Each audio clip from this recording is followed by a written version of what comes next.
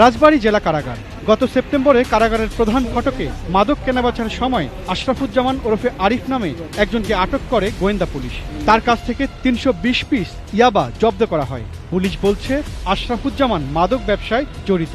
সে সময় গোয়েন্দা পুলিশের সঙ্গে ধস্তাধস্তি করে পালিয়ে যান একজন কারারক্ষীও, নাম তার শামীম মিয়া।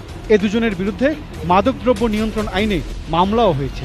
প্রশ্ন উঠছে, মাদক কারবারি আর কারারক্ষীর সঙ্গে যোগসূত্র কিসের? অনুসন্ধানে বেরিয়ে এসেছে অস্ত্র, মাদকসহ বেশ কিছু অভিযোগে আশরাফুজ্জামান ওরফে আরিফের নামে ৫টি মামলা রয়েছে। রাজবাড়ীর পাংশা উপজেলার বাসিন্দা তিনি।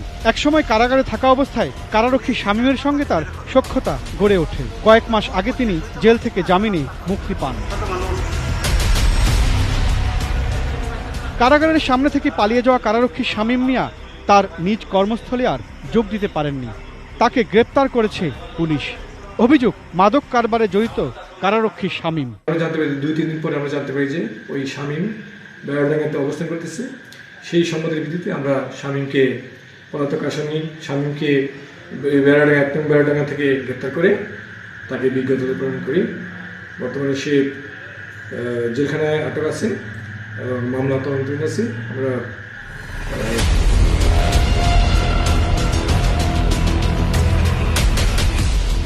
এবছরেরই মে মাসের ঘটনা। গাজীপুরের কাশিমপুর কারাগার। কারাবন্দী মেয়ের সঙ্গে সাক্ষাৎ করতে যান এক নারী। ফটকেই কারারক্ষীদের তল্লাশির মুখে পড়েন তিনি। ভ্যানিটি ব্যাগে নীল পলিথিনের প্যাকেটে দেখা মেলে ইয়াবার। গুনে দেখা গেল ১৭৯ পিস। গ্রেপ্তার করা হয় রানী বেগম নামের ওই নারীকে। ২ মাস আগে মাদক মামলায় কারাগার থেকে ছাড়া পান তিনি। রানী বেগম সেদিন মাদক মামলায় কারাবন্দী তার মেয়ে বুশরা জাহান বিনির সঙ্গে দেখা করতে এসেছিলেন। এবারের ঘটনা সিলেট কারাগারের। এবছরের ফেব্রুয়ারিতে সিলেটের আদালতে হাজিরা শেষে কারাগারে ফেরেন হাজতি সাব্বির খান। ফটকে তল্লাশির সময় তার মোজার ভেতরে ইয়াবার সন্ধান পায় কারারক্ষীরা। উদ্ধার হয় ১৮ পিস ইয়াবা। এ ঘটনায় তোলপাড় শুরু হয় কারাগারে। কোথা থেকে ইয়াবা আসলো হাজতির মোজায়?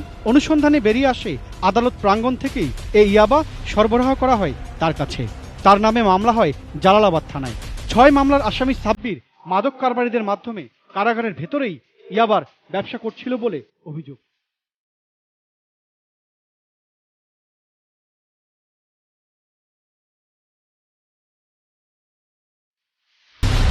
এই যে কারাগারে এত মাদক মামলার আসামি, তাদের মধ্যে আছে মাদক সেবী, মাদক কারবারি। এদের কারণেই কি তাহলে মাদক সেবন ও কেনাবেচার ঘটনা ধরা পড়ছে কারাগারের ভেতরে বাইরে? আজকে যদি দেখেন আমাদের জেলখানা স্বরাষ্ট্র মন্ত্রণালয়ের জেলখানার আমাদের ক্যাপাসিটি আছে সারা বাংলাদেশে আমাদের ৪১,০০০ প্লাস, এবং কিছুদিন আমাদের আরো